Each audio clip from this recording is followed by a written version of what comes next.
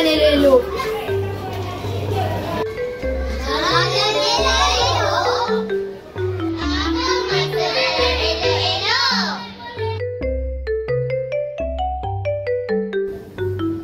Jalan elok-elok bermaksud pergi menziarahi dengan adab dan sopan, tidak melakukan perkara yang tidak beradab, dan jangan bukan.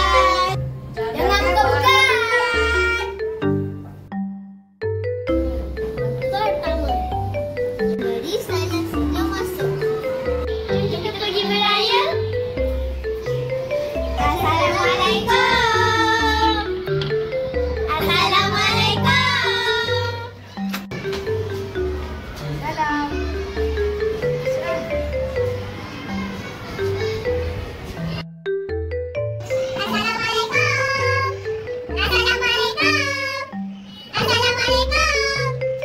Tak ada orang lah. Kita pergi lain kali je lah. Okey. Tetapi janganlah bagi salam begini.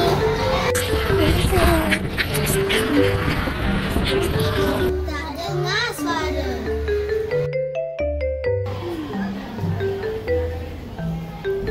Assalamualaikum makcik, pakcik. Mari kami perkenalkan diri. Saya nombor 1. Saya nombor 2. Saya nombor 3. Saya nombor 4. Saya nombor 5. Saya nombor 6. Mana yang lain-lain? Oh, ada 10 orang lagi di rumah.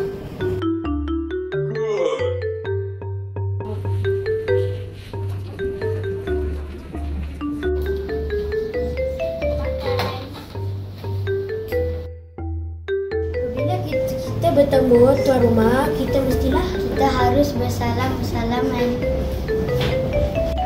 Pandang mata apabila bersalam.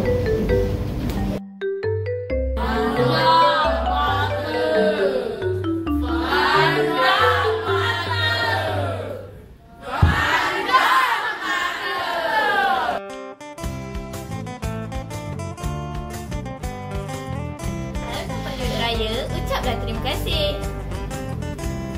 Terima kasih. Jangan buka samurai di depan tuan rumah.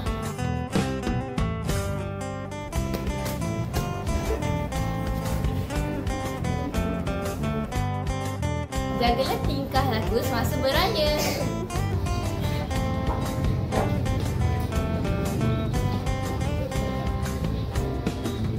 Makcik, boleh ke makan sekarang?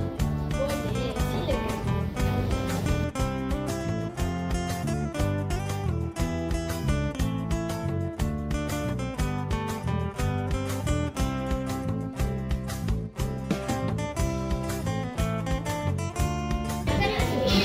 Selamat Hari Raya Aidilfitri.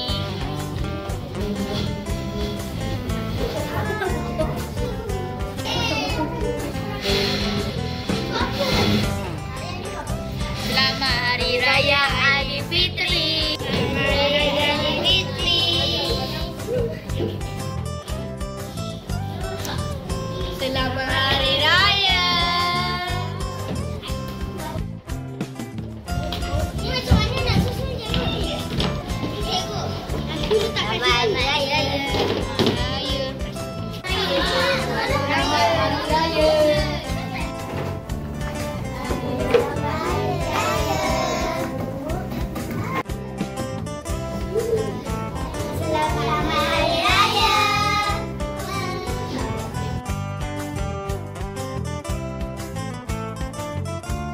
Kami PSS PPKI mengucapkan